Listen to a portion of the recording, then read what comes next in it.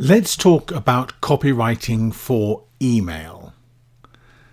The purpose of an email is twofold. There are two things you need to happen.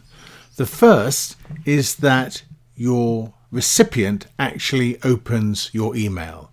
And that means you've got to have a really catchy and really clever and engaging title, subject line to your email, which is going to make them want to click on it to open the email.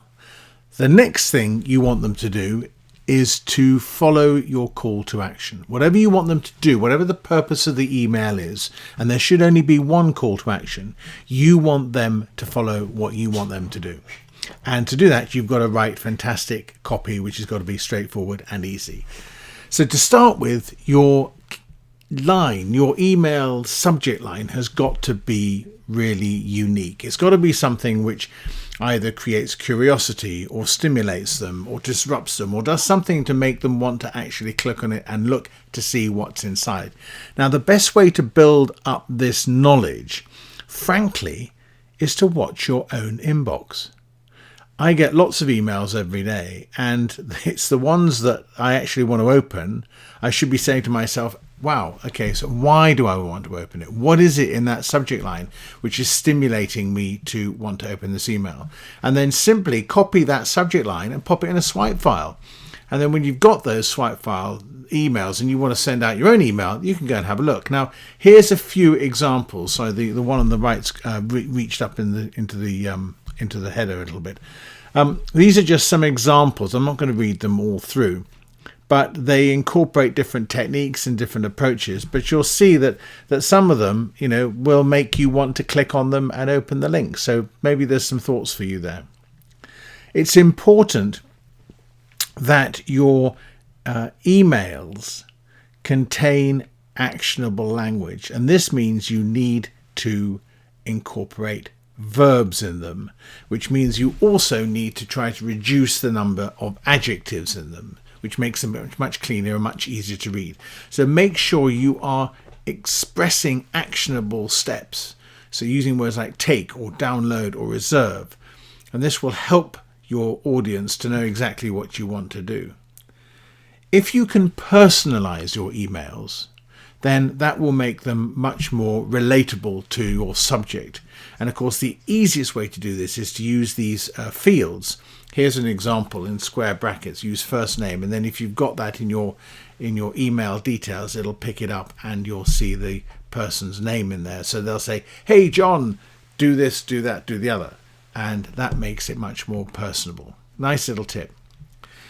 It is actually quite important that the subject line of your email does tie in to the main content of your email. It's all well and good having a really clever subject line, but if there's a huge disconnect between the content, you're going to lose your audience straight away. So make sure those two connect really well. When they do open your email, you must establish the relevancy of why you've sent it to them. So this is about reminding of the problem, of the issue, of the reason you've sent them the email. And this needs only to be a couple of lines, certainly not much more than a paragraph, but you must establish relevancy. And the other thing you should do is to send your email using the you form, the second person singular form of expression. So instead of saying, I do this, I do that, you talk about the subject matter of the email in terms of the you form. You should do this, you should do that. It makes it clear that you're actually addressing your audience and you're relating to them, because the question in their mind is always going to be, what's in it for me? And therefore you will be telling them what you will be able to gain from this email. Definitely go easy on capitalization. This is the written equivalent of shouting at people. Drop in the odd capitalized word here and there by all means for impact.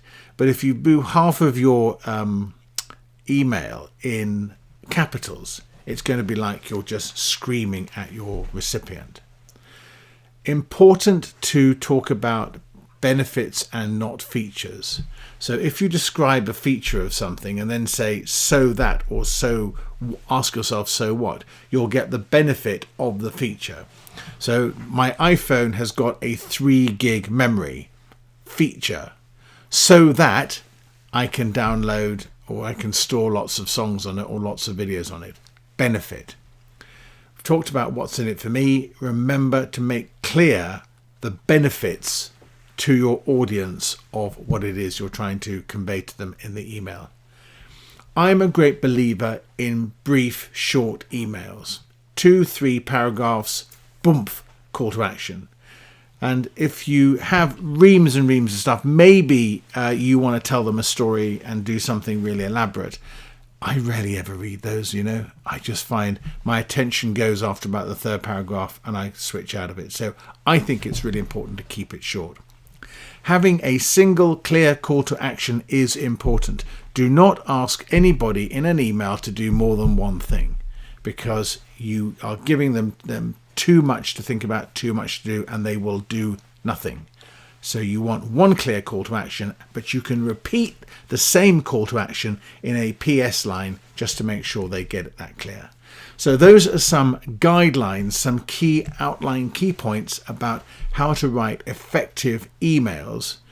And when you sit down to write your next email, or when you sit down to read your next email, ask yourself which of these techniques the writer has used, and then start to build up your own armory of techniques that you can use for your own emails.